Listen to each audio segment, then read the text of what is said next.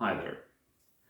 So, time for a weekly log now, and let's get straight to it. If we consider my weight now, it's currently at 92.5 kilograms, so no big change since last week. Maybe a decrease of half a kilogram, so nothing to write home about, really, in that department. And, well, in some ways I'm kind of surprised, in other ways I'm not really surprised.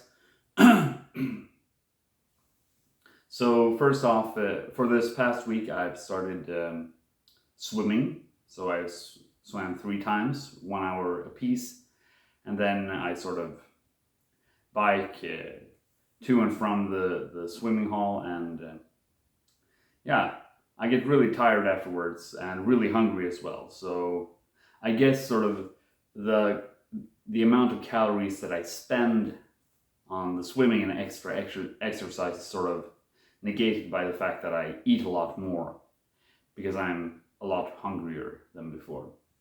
And when it comes to like candy and snacks and stuff, I had some mixed nuts. I had a couple of beers with my sister, and she had made some like lollipop kind of thing, so I had some of that. But so yeah, it's not perfect by any means, but it's not a catastrophe as the previous week was. And then I had some hot cocoa for my throat. I'm actually a bit sore right now. I don't know if I'm ill or if it's just sort of strained, but it's not great. So initially I had planned to talk about sort of the pain in my back and my feet and everything that has been, and I am going to do that, and how sort of the exercise regimen I have right now makes me hungrier and all of that, blah blah blah.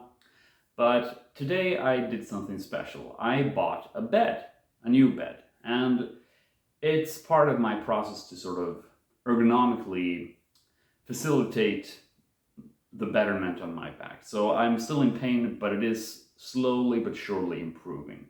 So right now I'm actually sitting down. I can sit for some time before it really hurts, and I can even stand up. Look at that. No problem. Phenomenal. But it's not by any means perfect. I still hurt quite a bit in my back, but I'm trying to avoid taking painkillers right now. I don't want to take them for too long, you know. So yeah, I bought a bed today, or at least I ordered it. And I wanted to talk a bit about that because this was a special kind of bed, a high quality one, memory foam mattress, Tempur, the specific brand. So it was actually really good. I got some help from the people at the store to, pick the right mattress and, try it out properly, and it felt really good. Really put a lot of load off my back, felt good lying down in it, both on the side and on the back especially. And overall, I'm very excited about getting that bed home to my apartment. And it's just a part of me ergonomically adapting my apartment so that I can sit down and I can lie down without a lot of pain, so I can sleep through the night without waking up, having to sort of struggle to get out without getting like a hard stabbing from my hernia, basically, because I'm pretty convinced it's a hernia right now. It's pressing against, I don't know if it's called the ischias nerve. It's basically the biggest nerve in the body, goes from the hip down the entire leg, and a hernia in the lower back can sort of press out and start pressing against the nerve endings or nerve roots of that particular nerve, and it hurts a lot. Let's just put it like that. It hurts a ton. It makes it hard to walk properly. It makes it very painful to sit down for long periods of time and all of that. So that's why I'm sort of really committed to ergonomically adapting my apartment. I'm also sort of exploring the possibility of maybe buying a new chair, a new kind of chair called a saddle chair, where the point is that the legs are not pointing in a right angle. They don't make a right angle with your back. Rather, they point sort of downwards, like you're sitting on a saddle. And the point is that you can have a very straight back, and you can have a good posture on these chairs a lot easier, and it relieves a lot of strain, especially on these lower vertebrae, which does cause problems for me when I sit down on regular chairs. And let's talk a bit about the cost of the bed and the cost of one of these saddle chairs. What does it cost to ergonomically make your home, appropriate for your joint health or your ergonomic well-being? Well, the bed was about $4,000, and I'm talking about $4,000 here, roughly. It's really expensive to get good, proper equipment to deal with your back and issues you can have with it. And I'm really in a fortunate situation where I could spend that amount of money, and I have really committed. I'm basically cutting no corners in how much money I'm spending on this project. I'm spending everything I need to spend in order to make sure that this hernia does not get worse, and when it gets better, which I'm kind of very optimistic that it will get better, I don't want it to happen again. So I will really make a very concerted effort towards making my home and my environment that I operate in sort of push me towards just keeping a good posture and towards exercising regularly and keep maintaining good posture and having general good back health. But it costs a lot of money. It really does. And it makes me sad because this hurts. It hurts a lot. And, if I couldn't afford this bed, then what the fuck am I supposed to do? Things would get worse because sleeping on a bad bed, it's bad for your back. And if I'm having issues, it can exacerbate everything and makes everything so much worse. So I'm just thinking about all the people out there who can't afford to fix their problems because they're artificially barred from doing so because they don't have enough cash on hand. And it kind of, it disgusts me, to be honest. The society that we built, where we know that the typical lifestyle of people all around is too sedentary for our health, that most people will develop chronic issues with pain in their joints, in their backs, in their necks, anywhere, everywhere.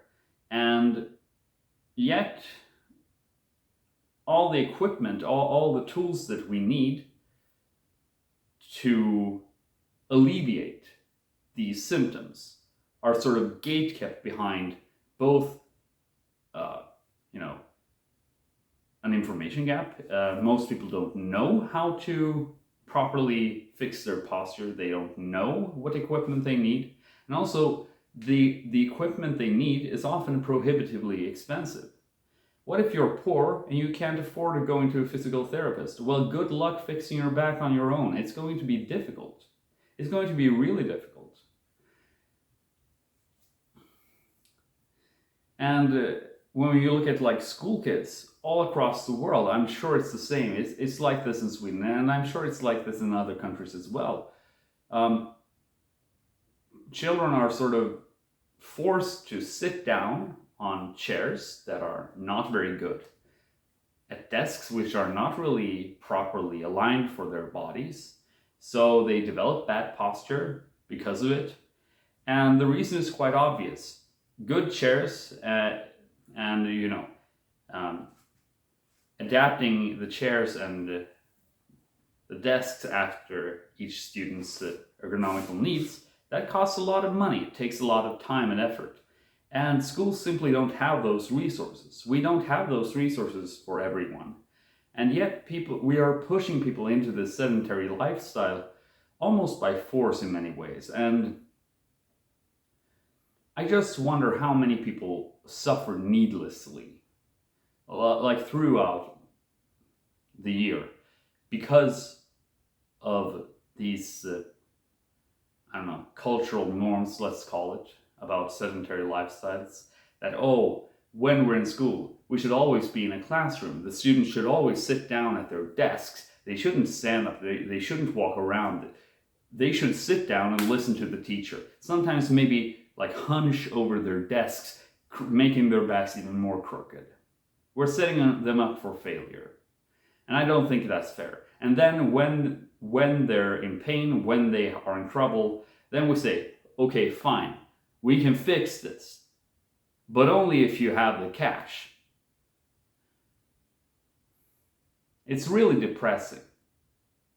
And I am so fortunate that I actually did have the cash on hand to buy my bed. I don't know what I would have done otherwise, you know.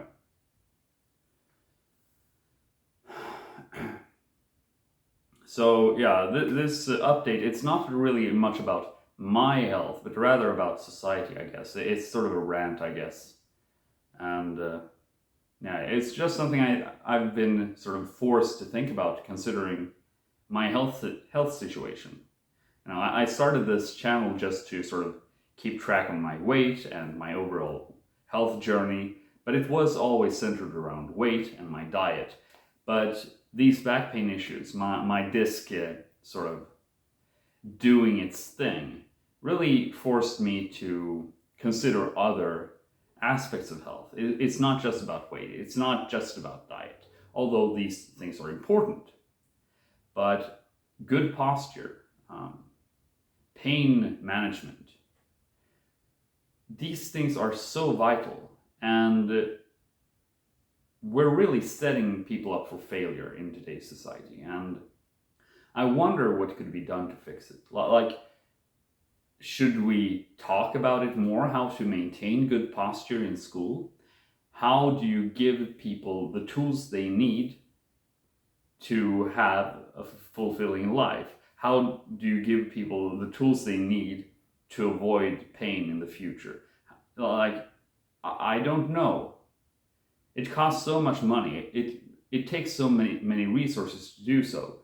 And yet I feel it's very important, because I really wish things didn't have to get this bad for me.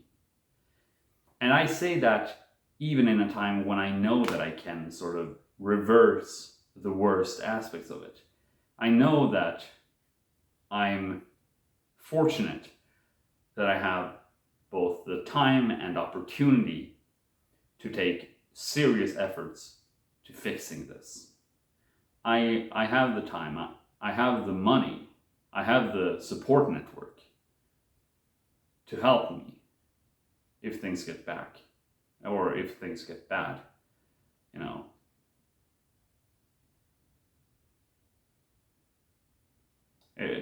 It feels like I'm just rambling right now. Let's look at what I'm looking at like right now. It shouldn't really be a big difference since last week. Although if we look over time, I am sure I've gained some visible weight over the past months, basically. And yeah, I don't really have much more to say about that, only that it's a nice tradition to keep up, even though you know what I think about it if you watched my other videos. So yeah, ergonomics, super important. Exercise, super important. And the reason is you don't want pain later on in your life. And you shouldn't do too intense workouts. You should keep it at a level where you avoid pain as much as possible. Pain is not fun, but even if you are in pain, like I am right now, there is hope. First off, there is a lot of hope that you can get better. And sometimes the fix is relatively simple. Like going to a physiotherapist doesn't cost too much actually, but still, it is a barrier. But there are simple means that can be applied to really make a difference, like these back rehab exercises that have helped me a lot. And even if you develop chronic pain, it doesn't mean you can't have a fulfilling life, because that's sort of one of these really hard things to accept over these past months when I've been in pain so much. What if it doesn't get better? It is so easy to fall into this dark state of mind when you're in constant pain. And it's important to remember that even if you're in pain, you can still live a good life. Just acknowledge and accept that, yes, I'm in pain right now. And then you just go on with your life. It is possible, even though it is very hard at times, especially in the beginning. But yeah, I have nothing more to say. So until next time, have a good one.